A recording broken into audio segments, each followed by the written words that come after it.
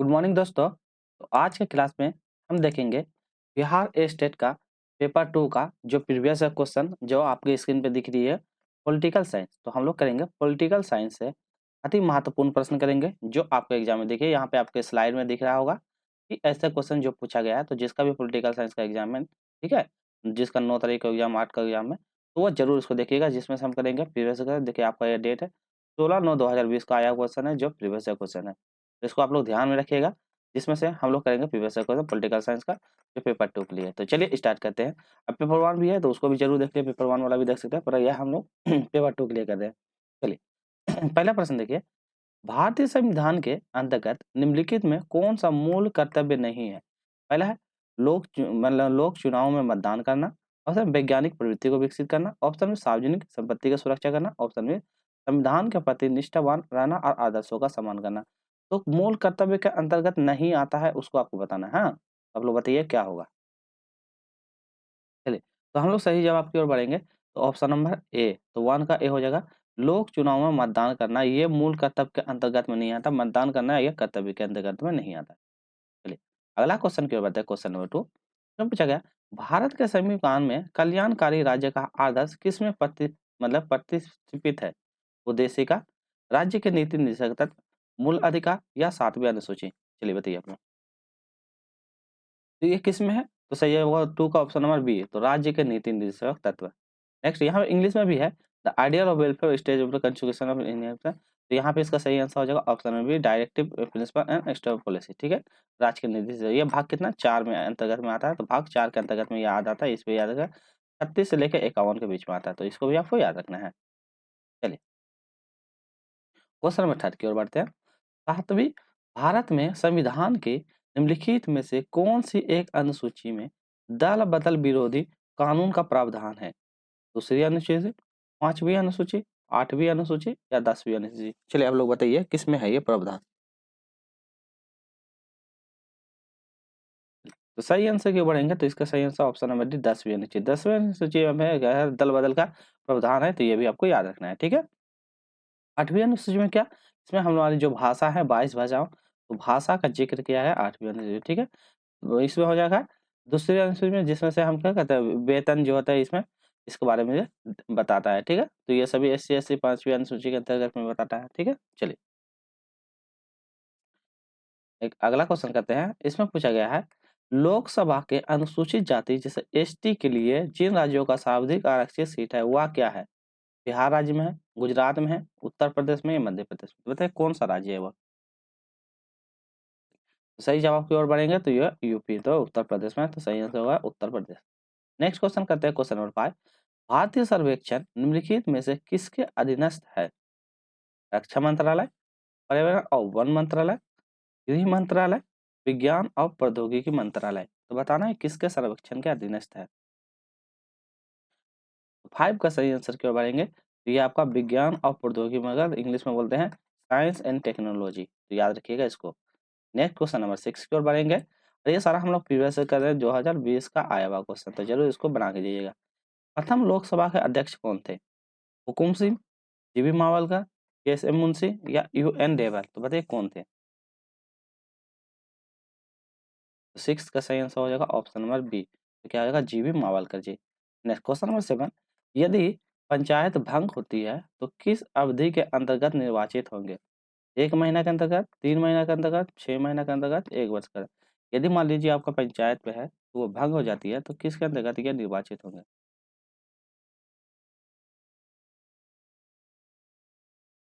चलिए, तो 7 का सही आंसर ऑप्शन नंबर सी हो जाएगा 6 महीना के अंतर्गत में। ठीक है, चलिए नेक्स्ट क्वेश्चन, क्वेश्चन नंबर 8, निम्नलिखित में से किसने कहा कि संसदीय लोकतंत्र एक कीमती नौकरशाही है? तो लोकतंत्र की कीमती नौकरशाही है रामेश्वर म्यो ने, एच जी लास्की ने, एफ एम मार्क्स ने या हार्वर्ड मॉडल्स ने? बताइए किसने कहा। तो 8 का सही answer option number D Harvard Morris ने कहा था। नेक्स्ट क्वेश्चन, क्वेश्चन नंबर 9 की ओर बढ़ते हैं। अगला है, भारतीय संविधान की प्रस्तावना में पंथ निरपेक्ष शब्द जोड़ा गया। 25वें संविधान संशोधन, 42वें संविधान संशोधन, 44वां संविधान संशोधन या 52वां संविधान संशोधन? तो बताना प्रस्तावना का पंथ निरपेक्ष किस में जोड़ा गया है। 9 का सही आंसर ऑप्शन नंबर बी हो जाएगा। 42वां संविधान संशोधन, तो सही आंसर हो जाएगा ऑप्शन नंबर बी के द्वारा जोड़ दिया गया है। ठीक है, चलिए नेक्स्ट क्वेश्चन की ओर बढ़ते हैं। भारतीय संविधान के कौन सा अनुच्छेद के अंतर्गत राष्ट्रपति को अधिकार है कि वह किसी भी बिल पर अपनी अनुमति रोक लेता है? तो राष्ट्रपति किसी भी बिल पर अपनी अनुमति रोक लेता है। अनुच्छेद 63 के अंतर्गत, अनुच्छेद 108 के अंतर्गत, अनुच्छेद 109 के अंतर्गत, अनुच्छेद 111 के अंतर्गत। बताइए क्या होगा इसका सही जवाब। 10 का सही आंसर ऑप्शन नंबर डी हो जाएगा, अनुच्छेद 111 के अंतर्गत में, तो इसको याद रखिएगा। नेक्स्ट क्वेश्चन की ओर बढ़ते हैं। निर्वाचन आयुक्त हटाए, जिसका इंग्लिश है तो वो इंग्लिश वाला यहाँ से देख लीजिएगा, ठीक है। निर्वाचन आयुक्त हटाया जा सकता है मुख्य निर्वाचन आयुक्त के द्वारा, प्रधानमंत्री के द्वारा, मुख्य निर्वाचन आयुक्त के परामर्श राष्ट्रपति के द्वारा, या भारत के मुख्य न्यायाधीश के द्वारा। चलिए बताइए किसके द्वारा हटा सकते हैं? तो मुख्य निर्वाचन आयुक्त के परामर्श के द्वारा। ठीक है, चलिए अगला क्वेश्चन है। संसद में शून्य काल का समय होता है सुबह 9 बजे से 10 बजे तक, सुबह 10 से 11 बजे तक, सुबह 11 से दोपहर 12 बजे तक, दोपहर 13 से लेके 1 बजे तक। बताइए क्या होगा? यहाँ पे 13 नहीं, यहाँ 12 से लेके 1 बजे तक। अपराह्न बोला है ना? ठीक है, ठीक है। चलिए, तो हम लोग 12 का सही आंसर की ओर बढ़ेंगे, तो ऑप्शन नंबर डी होगा यहाँ पे, ठीक है। तो 13 बजे से अपराह्न मतलब शाम 1 बजे तक, रात 1 बजे तक, ठीक है? तो याद रखिएगा इसको। चलिए, नेक्स्ट क्वेश्चन करते हैं। यहाँ पे देखिए, नून 12 टू 1 पीएम, तो यहाँ पे इंग्लिश में थोड़ा-सा यहाँ गलती है। तो यहाँ 12 बजे से 1 पीएम, तो ऑप्शन नंबर डी यही वाला सही है। इंग्लिश में थोड़ा-सा यहाँ गलती है, तो यहाँ पे हो जाएगा 12 बजे से यहाँ पे 1 बजे तक, ठीक है? चलिए, अब वीडियो अच्छी लग रही है तो वीडियो क्या आप लोग लाइक कीजिए। जो नए हैं ज़्यादा से ज़्यादा वीडियो को सब्सक्राइब कर कीजिए, ठीक है? ताकि आपको क्या करें, बिहार स्टेट का हम लोग पेपर 2 का जो भी जितना भी आप लोगों को पॉलिटी का एक मैराथन वीडियो ला देंगे, जो एग्जाम के लिए उपयोगी है, तो एक बार मैराथन वीडियो जरूर देख के जाइएगा। अगला है, जब भारतीय न्यायिक पद्धति में लोकहित मुकदमा पीआईएल लाया गया, तब भारत के मुख्य न्यायाधीश कौन थे? M Hidayatullah, M Ahmadi, S A Anand, या पी एन भागवती। तो बताइए कौन थे? चलिए, तो उस दौरान कौन थे? तो सही answer option number D P N Bhagwati. Next question की ओर बढ़ेंगे हम लोग 14। निम्नलिखित में से कौन सा विषय समवर्ती सूची के अंतर्गत में आते हैं? कृषि, शिक्षा, पुलिस, रक्षा। बताइए। तो देखिए, समवर्ती सूची जिसमें क्या कहता है, केंद्र और राज्य, तो लिखिए यहाँ पे सेंट्रल सरकार प्लस स्टेट गवर्नमेंट, ठीक है? तो सेंट्रल और स्टेट गवर्नमेंट दोनों में मिलकर के योगदान करते हैं, तो सही आंसर कौन होगा? 14 का ऑप्शन नंबर बी शिक्षा, जिसमें दोनों को दोनों योगदान होता है, ठीक है? तो ये आपका कृषि, पुलिस, रक्षा, ये डिपेंड करता है स्टेट या इसके द्वारा, ठीक है? चलिए, नेक्स्ट है, मौलिक अधिकार के अंतर्गत कौन सा अनुच्छेद बच्चों को शोषण से संबंधित है? अनुच्छेद 17, अनुच्छेद 19, अनुच्छेद 23, अनुच्छेद 24। बताइए। 15 का सही आंसर हो जाएगा ऑप्शन नंबर डी। तो अनुच्छेद 24 संशोधन अंतर्गत बच्चों को शोषण से संबंधित है, तो याद रखिएगा, ठीक है? अनुच्छेद 17 क्या? अस्पृश्यता मतलब छुआछूत, तो याद रखिएगा छुआछूत से संबंधित है, ठीक है? ये भी 23 जो है शोषण के विरुद्ध अधिकार से ही संबंधित है बच्चों के लिए, ठीक है?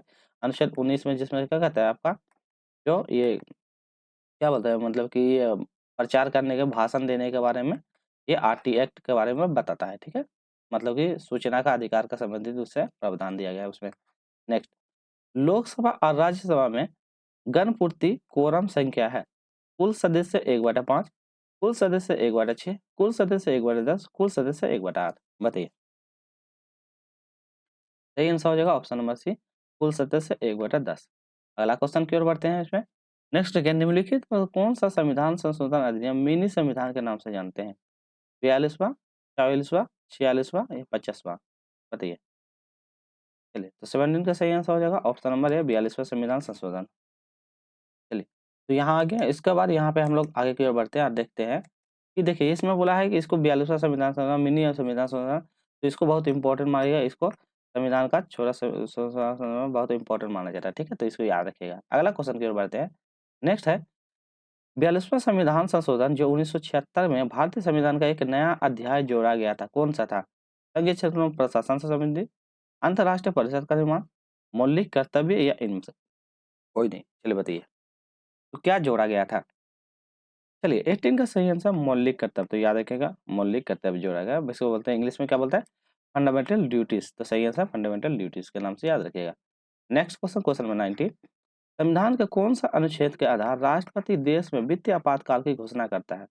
अनुच्छेद 352, अनुच्छेद 355, अनुच्छेद 356, अनुच्छेद 360। बताइए राष्ट्रपति अपाल की वित्तीय घोषणा करता है किसके अंतर्गत में?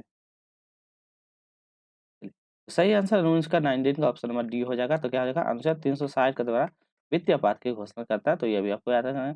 टोटल आपात का तो होता है 352 से लेके, ठीक है? तो 352 से लेकर 360 के बीच में, जिसमें से 3 आपातकाल होती है। जैसे कि राज्य में आपातकाल है तो वो वाला स्थिति। उसके बाद फिर क्या होता है जब फाइनेंशियल स्थिति मतलब कि एक बार होता है नॉर्मल, जब मतलब कि दंगा फसाद हो जाए तो वो वाला आपात। एक 52 होता है, एक 56 होता है, एक 360। तो ये है तीनों को तीनों याद करके रखिएगा। क्वेश्चन नंबर 20 देखिए, निम्नलिखित में भारत के मुख्य न्यायाधीश राष्ट्रपति के रूप में काम किया। कौन? Justice M Hidayatullah, justice Mehr Chand Mahajan, justice P N Bhagwati, justice B K Mukherjee. बताइए क्या होगा सही आंसर?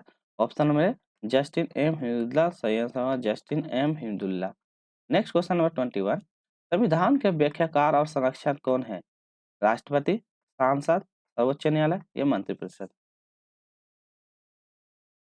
तो कौन हो जाएंगे इनका? सही आंसर हो जाएगा सर्वोच्च न्यायालय। तो संविधान के संरक्षण में व्याख्या का संरक्षण कौन है? तो ऑप्शन नंबर सी हो जाएगा सर्वोच्च न्यायालय, सुप्रीम कोर्ट। ठीक है, अगला है लोकसभा में राज्यवार सीटों का आवंटन 1971 की जनगणना पर आधारित है। तो यह निर्धारित कौन वर्ष किया गया रहेगा? 2031, 2026, 2021, 2041। तो बताइए निर्धारण किस वर्ष तक यथावत रहेगा? ये पूछा गया है। चलिए, तो हम लोग सही जवाब की ओर बढ़ेंगे। 1 मिनट, 22 ना? 22 का सही आंसर होगा ऑप्शन नंबर बी, तो 2026 तक रहेगा। अगला क्वेश्चन देखिए, निम्नलिखित में से किसकी नियुक्ति भारत के राष्ट्रपति के द्वारा किया जाता है? भारत के राष्ट्रपति के द्वारा किया जाता है, किसकी नियुक्ति ये बताना है। भारत के महान्यायवादी, नियंत्रक एवं महालेखक परीक्षक, राज्य के राज्यपाल या उपरोक्त में सभी? बताइए। तो देखिए राष्ट्रपति के द्वारा महान्यायवादी, राज्य के राज्यपाल और नियंत्रक महालेखा, तो ऑप्शन नंबर इसका डी सही जवाब होगा सभी के सभी। तो यहाँ सारा का सारा हो जाएगा, तो इसको देख लीजिएगा आप लोग, ठीक है। 24, किस विधि में प्रश्न का सर्वोच्च न्यायालय से प्रश्न मतलब परामर्श लेने का अधिकार दिया गया है? प्रधानमंत्री को, राष्ट्रपति को, किसी भी उच्च न्यायालय को या उपरोक्त में सभी को? बताइए सर, मतलब सुप्रीम कोर्ट से परामर्श लेने का अधिकार दिया गया, तो किसको? किसको दिया गया है? तो ऑप्शन नंबर बी राष्ट्रपति को दिया गया था। ऑप्शन नंबर बी सही जवाब हो जाएगा, ठीक है। चलिए अगला क्वेश्चन करते हैं, संसदीय शासन प्रणाली में वास्तविक कार्य प्रणाली शक्ति किसके पास मतलब होती है? सांसद के पास, प्रधानमंत्री के पास, राष्ट्रपति के पास या नौकरशाही के पास? बताइए। सही जवाब हो जाएगा प्रधानमंत्री के पास, तो ऑप्शन नंबर बी उसका सही जवाब होगा। नेक्स्ट क्वेश्चन है, भारतीय संविधान के निम्नलिखित में प्रावधान में कौन सा संविधान मतलब प्रावधान मंत्रिपरिषद के द्वारा नियुक्ति और पदच्युति को विभाजित करता है? अनुच्छेद 70, अनुच्छेद 72, अनुच्छेद 74, अनुच्छेद 75? बताइए। 26 का सही आंसर हो जाएगा ऑप्शन नंबर डी। तो अनुच्छेद 75 के अंतर्गत में प्रधानमंत्री के बारे में जिक्र करता है, तो उसको पढ़ के जाइएगा। क्वेश्चन अब वीडियो अच्छी लगी तो प्लीज वीडियो को लाइक कीजिए, वीडियो को ज़्यादा से ज़्यादा शेयर भी करने की कोशिश करें। जो नहीं है वीडियो को सब्सक्राइब कर लीजिएगा, ठीक है? ताकि आपको क्या करेगा, बिहार स्टेट का पेपर 2 का सारा का सारा पॉलिटिकल साइंस का यहाँ से आपको प्रैक्टिस मिलता रहेगा। अंडमान और निकोबार द्वीप निम्नलिखित में से उच्च न्यायालय में से किसका एक क्षेत्राधिकार है? आंध्र प्रदेश, कलकत्ता, मद्रास, उड़ीसा? सही आंसर हो जाएगा ऑप्शन नंबर बी, तो आपका हो जाएगा कलकत्ता। तो सही आंसर हो जाएगा कलकत्ता। नेक्स्ट क्वेश्चन करते हैं क्वेश्चन नंबर 28, किसी राज्य के राज्यपाल की नियुक्ति संविधान के कौन सा अनुच्छेद के द्वारा होता है? 153, 154, 155, 156? तो बताइए किसके द्वारा होता है? चलिए, तो 28 का सही आंसर हो जाएगा ऑप्शन नंबर बी, तो 154 के अंतर्गत में के राज्यपाल की नियुक्ति की जाती है। 29 देखिए, भारत राज्य के कानूनी विषय पर परामर्श कौन देता है? महान्यायवादी जिसको अटॉर्नी जनरल बोलते हैं, उच्चतम न्यायालय का मुख्य न्यायाधीश, विधि आयोग का अध्यक्ष या इनमें से कोई नहीं? तो बताइए कौन? तो कौन देता है? तो महान्यायवादी, तो ऑप्शन नंबर ए हो जाएगा महान्यायवादी। नेक्स्ट क्वेश्चन की ओर बढ़ते हैं, इंग्लिश में बोलते हैं अटॉर्नी जनरल। भारत सांसद के संप्रभुत्व प्रतिनिधित्व, तो संप्रभुत्व का प्रतिनिधित्व करता है भारत के राष्ट्रपति की शक्तियों से, नियामक समीक्षा से, विपक्षी दलों और नेताओं से या भारत के प्रधानमंत्री शक्तियों से? बताइए। 30 का सही आंसर हो जाएगा ऑप्शन नंबर बी, तो क्या हो जाएगा नियामक समीक्षा से। तो ये आंसर होगा ऑप्शन नंबर बी हो जाएगा। तो यहाँ देख लीजिए जुडिशियल रिव्यू। नेक्स्ट क्वेश्चन है, किसने नारा दिया कि नियंत्रक नहीं तो सहयोग नहीं? पहला ऑप्शन देखो महात्मा गांधी ने दिया था, जवाहरलाल नेहरू ने दिया था, अरविंद घोष ने दिया था, सुभाष चंद्र बोस ने दिया था। बताइए कौन दिया था? तो किसने दिया था? नियंत्रक नहीं तो सहयोग नहीं। तो कौन दिया था? सुभाष चंद्र बोस। तो ऑप्शन नंबर डी इसका सही जवाब होगा। अगला क्वेश्चन 32, निम्नलिखित में से किसने कहा कि प्रशासन में व्यवहार का अध्ययन मनोविश्लेषण के अनुसार किया जाना चाहिए? पहला एलेक्स बेसलेस, ओविडिड, अब्राहम मेस्ले या चेस्टर बनॉड। कौन कौन बताया था? चेस्टर बनॉड या किसने बताया था? चलिए 32 का सही आंसर हो जाएगा ऑप्शन में अब्राहम मैक्सले। सही आंसर हो जाएगा ऑप्शन नंबर ये। चलिए वीडियो लाइक की भी कीजिएगा, साथ में सब्सक्राइब भी कर लीजिएगा चैनल को। राज्यसभा का सभापति कौन होता है? राष्ट्रपति, उपराष्ट्रपति, प्रधानमंत्री या लोकसभा का अध्यक्ष? चलिए, तो 33 का सही आंसर की ओर बढ़ेंगे। तो सभापति का अध्यक्ष कौन होता है? आपका उपराष्ट्रपति होता है। नेक्स्ट क्वेश्चन करें, इंग्लिश में बोलता है द वाइस प्रिंसिपल। ठीक है, चलिए, निम्नलिखित में कौन सा मूल अधिकार विदेशी नागरिकों को प्राप्त नहीं है? विधि के समक्ष समानता, अभिव्यक्ति या स्वतंत्रता का अधिकार, प्राण एवं दैहिक स्वतंत्रता का अधिकार या शोषण के विरुद्ध अधिकार? बताएं मूल अधिकार विदेशी को प्राप्त नहीं है, कौन सा? अभिव्यक्ति की स्वतंत्रता। तो अभिव्यक्ति बोलने की स्वतंत्रता, आलोचना करने की स्वतंत्रता, तो ये वाला आपका नहीं दिया गया है। तो ऑप्शन नंबर बी इसका सही जवाब होगा। तो विधि समक्ष ये सब दिया गया है। ठीक है, चलिए अगला क्वेश्चन देखिए, कोई विधेयक धन विधेयक है या नहीं, इसका निर्णय कौन करेगा? राष्ट्रपति, लोकसभा का अध्यक्ष, वित्त सचिव या वित्त मंत्रालय? बताइए कौन करेगा? तो इसका विधि कौन करेगा? लोकसभा का जो भी वहाँ का अध्यक्ष होगा, इंग्लिश में बोलता है द स्पीकर। तो लोकसभा के जो स्पीकर है वो उनका ये करेंगे। चलिए अगला क्वेश्चन की ओर बढ़ेंगे हम लोग। वर्तमान समय में भारतीय संविधान के अंतर्गत संपत्ति का अधिकार है, क्या है? एक मौलिक अधिकार है, वैधानिक अधिकार है, नैतिक अधिकार है या उपयुक्त अधिकार है? तो बताइए क्या है अभी वर्तमान समय में? चलिए, तो 36 का आंसर की ओर बढ़ेंगे। तो यह एक प्रकार का वैधानिक अधिकार है। पहले जो था ये आपका 29 से 31 तक के बीच में था पहले। ठीक है, तो ये पहले थे। अभी वर्तमान में कितना है? तो 300 का ए के अंतर्गत में अभी इसको विधिक अधिकार, वैधानिक अधिकार के अंतर्गत में रखा गया है। तो इसको भी आपको याद रखना है। चलिए नेक्स्ट क्वेश्चन है, प्रोटेम स्पीकर के कर्तव्य होते हैं। तो प्रोटेम स्पीकर के क्या कर्तव्य होते हैं? स्पीकर के अनुपस्थिति में सदन की कार्यवाही का संचालन करना, सदस्यों को शपथ दिलाना, स्थापन के रूप में कार्य करना जब स्पीकर को चुनाव संभावना ना हो, केवल सदस्यों का चयन प्रमाणों को चेक करने का ही सही होता है। बताइए क्या होगा प्रो स्टेम स्पीकर का कर्तव्य? चलिए, तो उनका कर्तव्य होता है ऑप्शन नंबर बी हो जाएगा, सदस्यों को शपथ दिलाना। सही आंसर हो जाएगा स्वेयर इन मेंबर्स। नेक्स्ट 38 क्वेश्चन बढ़ेंगे। इसमें होगा ध्यानाकर्षण सूचना का प्रावधान निम्नलिखित में से किसके क्षेत्र में सीमित है? अल्पावधि चर्चा, प्रश्नकाल, स्थापना प्रस्ताव या शून्यकाल? तो बताइए किसके अंतर्गत में सीमित किया गया है? 38 का सही आंसर हो जाएगा ऑप्शन नंबर बी। क्या होगा? प्रश्नकाल के अंतर्गत में। तो ऑप्शन नंबर बी हो जाएगा सही जवाब। चलिए नेक्स्ट 39 देखिए, निम्नलिखित में से किसे संसद को संबोधित करने का अधिकार प्राप्त है? भारत के महान्यायवादी को, भारत के चुनाव आयुक्त को, भारत के मुख्य न्यायाधीश को या राष्ट्रीय सुरक्षा सलाहकार को? बताइए क्या होगा जिसको संबोधित करने का अधिकार है? सही आंसर हो जाएगा भारत के महान्यायवादी। तो ऑप्शन नंबर ए हो जाएगा महान्यायवादी जी को। नेक्स्ट है क्वेश्चन नंबर 40। अगला है, सांसद को सूचना का अधिकार अधिनियम भारत के राष्ट्रपति की स्वीकृति प्राप्त हुई 15 मई 2005 को, 5 जून 2005 को, 15 जून 2005 को, 12 अक्टूबर 2005 को? बताइए सूचना प्राप्त करने का अधिकार कब प्राप्त हुआ था? इसी को बोलता है राइट टू एजुकेशन। तो RTE एक्ट जो आर्टिकल कितना 19 से संबंधित है। तो ये भी आपको याद रखना है। चलिए तो सही आंसर होगा ऑप्शन नंबर सी 15 जून 2005 को। नेक्स्ट क्वेश्चन की ओर बढ़ते हैं हम लोग। हमारे संविधान के इस भाग में 3 सोपन पंचायत बनाने का प्रस्तावना किया गया है? भाग 4, भाग 10, भाग 9 और भाग 12? बताइए।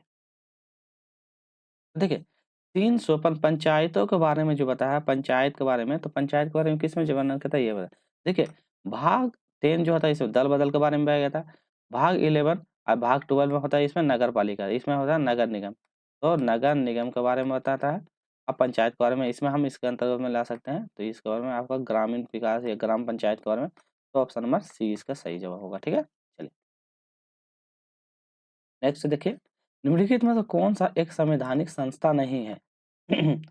वित्त आयोग, नीति आयोग, लोकसेवा आयोग या चुनाव आयोग? संवैधानिक संस्था के अंतर्गत में नहीं था। अब वीडियो अच्छा लगे तो वीडियो को लाइक और शेयर सब्सक्राइब साथ में जरूर कीजिएगा आप लोग। चलिए 42 का सही आंसर ऑप्शन नंबर बी हो जाएगा नीति आयोग। इसका स्थापना कब था?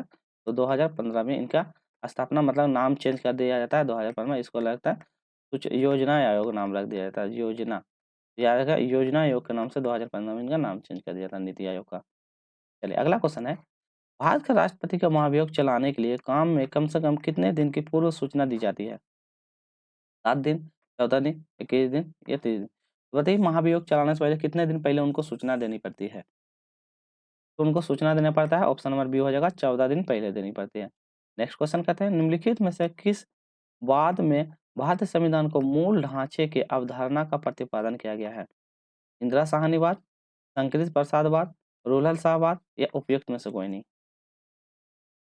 कौन सा? तो सही आंसर ऑप्शन नंबर डी हो जाएगा, उपयुक्त में से कोई नहीं। अगला क्वेश्चन की ओर देखते हैं 45। राज्य वित्त आयोग के संबंध में निम्नलिखित कथनों में से कौन सा कथन सही है?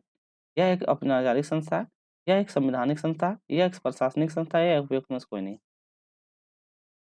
चलिए 45 का ऑप्शन नंबर बी हो जाएगा, यह एक संवैधानिक संस्था है, तो सही answer option number B. Next question number 46 देखिए, भारतीय संविधान का कौन सा अनुच्छेद भारत का विदेशी नीति से संबंध है? अनुच्छेद 380, अनुच्छेद 312, अनुच्छेद 60 या अनुच्छेद 51? बताइए विदेशी नीति से संबंध कौन सा है? तो कौन सा? आर्टिकल सिर्फ 51, तो आर्टिकल 51 ये विदेशी नीति से संबंधित है।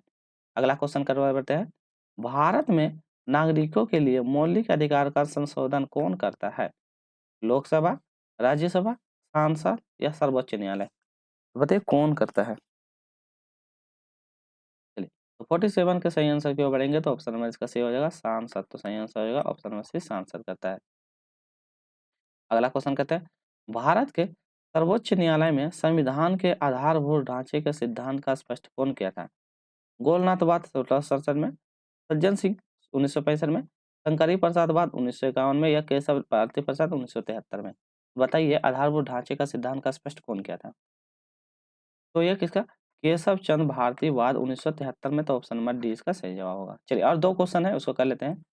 अनुच्छेद 249 खंड 1 के अंतर्गत में पारित प्रस्तावना निम्नलिखित में से किसके अधिकार समय में परिवर्तित नहीं रहेगा?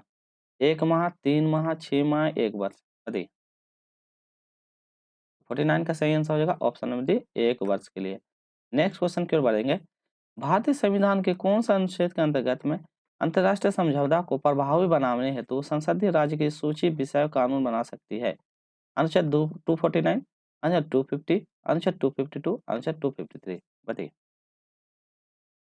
तो क्या होगा? तो किसमें कानून बना सकती है? तो ऑप्शन नंबर डी, तो हो जाएगा 253, तो सही आंसर हो जाएगा ऑप्शन नंबर डी। आज का वीडियो हम लोग यहीं रखेंगे, नेक्स्ट पार्ट करेंगे हम लोग इकोनॉमिक्स और ज्योग्राफी से फिर करेंगे, ठीक है? तो आज का वीडियो हम लोग यहीं रखेंगे। वीडियो आपको अच्छी लगी तो क्या करना है, वीडियो को आप लोग लाइक कीजिए, वीडियो को ज़्यादा से ज़्यादा शेयर करने के लिए, और जो नए हैं चैनल को सब्सक्राइब जरूर कीजिएगा ताकि आपको पेपर 2 का सारा अपडेट यहाँ से मिलता रहेगा। हम एक आप लोगों को पॉलिटिकल साइंस का मैराथन वीडियो भी ला देंगे, जिससे आप लोगों के लिए बहुत हेल्पफुल होगा, तो जरूर उसको एक बार लगा के जाइए एग्जाम से पहले। तो आज के लिए इतना ही, मिलेंगे नेक्स्ट वीडियो में। टेक केयर, जय हिंद, जय भारत।